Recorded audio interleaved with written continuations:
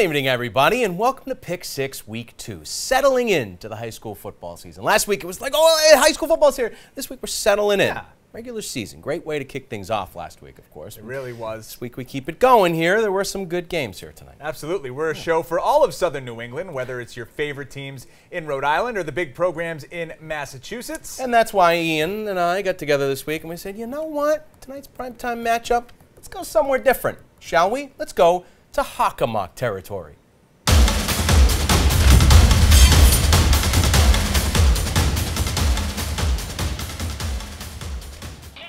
The Big Red running on to their home turf, Beaupre Field in North Attleboro, home to the 2-0 Red Rocketeers.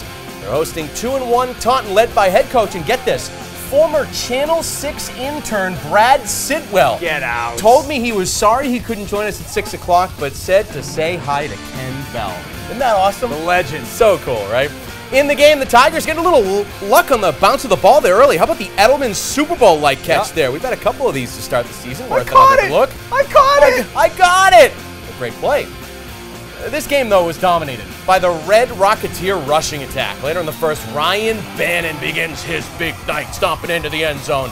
Puts North in the lead, 7-0. Jump to the second, now a 14-0 lead after a second rushing TD by Bannon. And this time, Rocketeers go to the air. Chase Frizzoli goes to his reliable target, Bannon. Yep. Again, he's got a touchdown catch. Count them up. That's 1, 2, 3. 21-0 North Attleboro.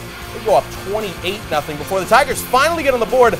Jeremy Neef gets a short kickoff and slices through the Rocketeers to return it 65 yards to the promised land. Makes it 28-8 at halftime. But that's all the visitors could come up with for points, because second half, more of the same from the home team. Brady Paradise gets his touches out of the backfield, gets to Paradise, one of his 2 TDs in the third, makes it 35-8, and Bannon would top off a big night later. His 4th touchdown of the game, 3rd on the ground.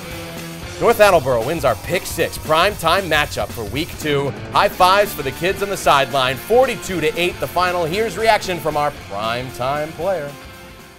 All right, here with our Pick 6 Week 2 primetime performer. Easy choice for us tonight. It's this guy, Ryan Bannon from North Attleboro. Ryan, 4 touchdowns, 3 on the ground, 1 through the air. What was your secret? Did you have something in your breakfast this morning that got you going, or what happened to you? It was the energy drink before school and the energy drink after school.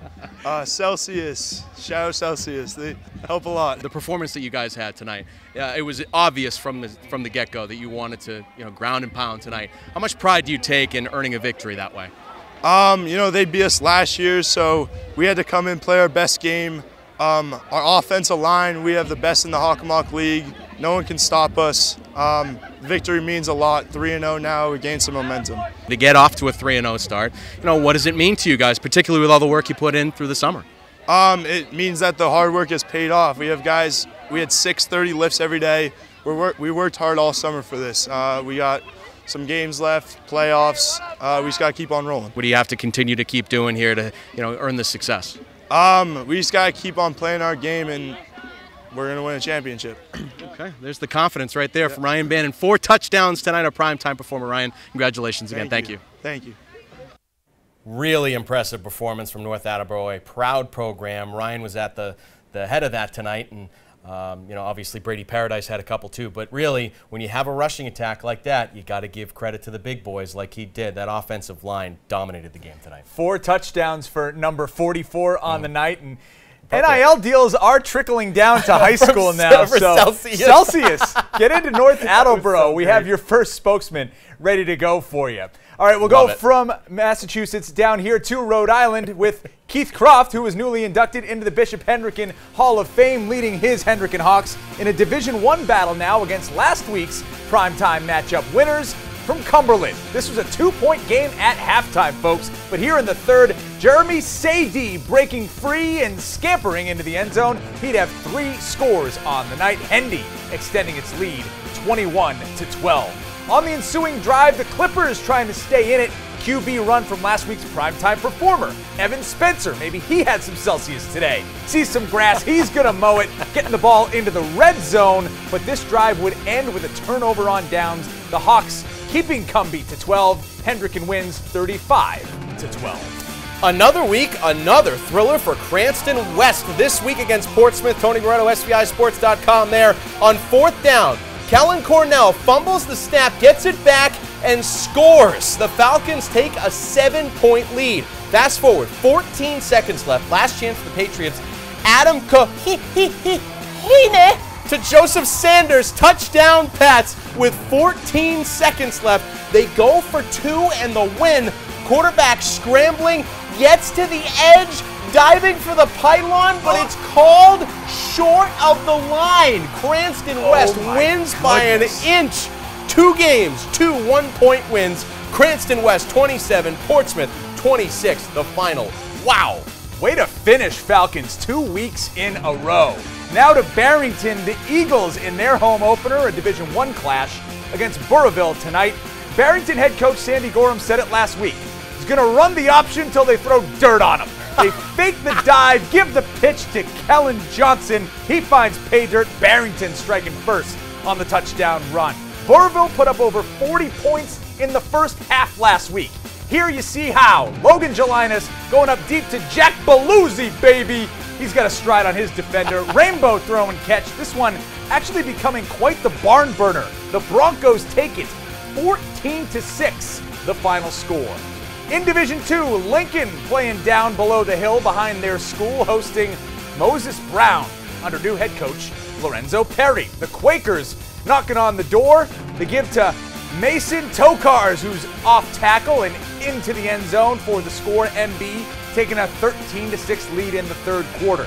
Later on, the misdirection from the Lions, hand back, John Nickel through the wide open lane into the end zone. They go for 2, no good, so down a point, but the Lions would make up for it, going ahead with a score with 4 seconds left in this game. Another nail-biter. The Lions win this one. Lincoln wins 18-13. In South County Friday night, South Kingstown and Middletown facing off. D2 matchup thanks to Photog Bryant for these highlights. The Rebels running tonight. Jordan Shalou, it's up to you. The workhorse back, a carry as they were driving. And then he tops things off later, getting to the promised land for the score. I hear they have a new offensive line coach at SK. Guy must know what he's doing, right? Maybe.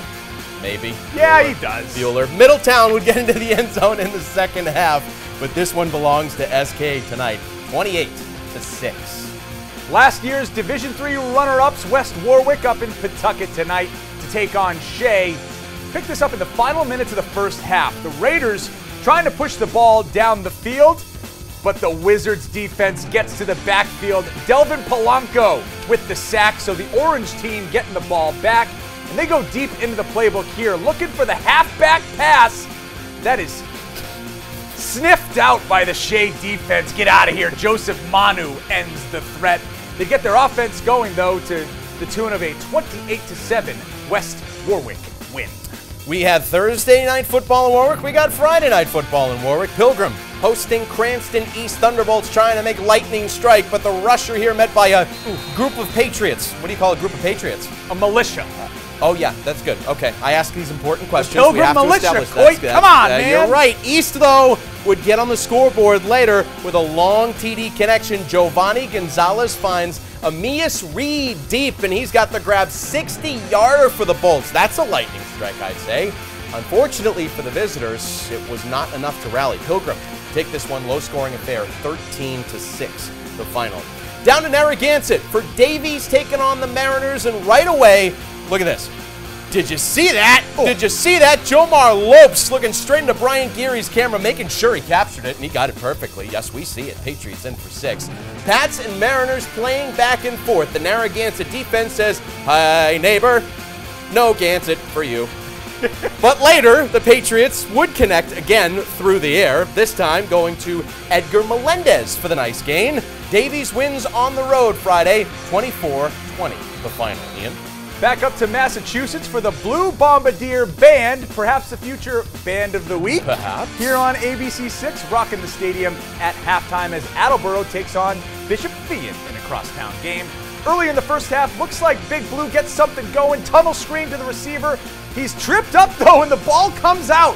Braden Goodwin coming up with the pigskin and returns it into Shamrock territory. They'd end up scoring off the turnover, getting it into their quarterback's hands. Owen Mortis to Aiden Bednarik on this touchdown pass. Final score 31-0 Shamrocks. Now to Seekonk, where the Warriors trying to break 500 on the season against Old Colony Votech. Seekonk QB Joseph Nolan with a perfect throw to the end zone. Gavin Reich with a contested grab. Home team taking the lead on that score at 16-8. Later on, they give to Dominic Bonafiglia. He's got the touchdown, and he's trying to get the crowd on their feet. 22-8. Seekonk, they go on to win in front of their home crowd, 28-16, the final. That is a heck of a name. And now to our now local news app. Matt was in East Greenwich for the Avengers game against Central Falls.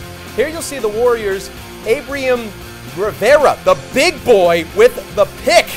But then another defensive stand from E.G. Tyler Gesowich. I guess which way the ball is going, Ian. The other way. The other way. Another interception. East Greenwich wins 19-2. Hey, we encourage you out there to post your highlights to the Now Local News app. You might see them on Pick 6 later this season. Scan the QR code on your screen to download the app now. That's your look at the high school football highlights and Pick 6. We got more sports after the break.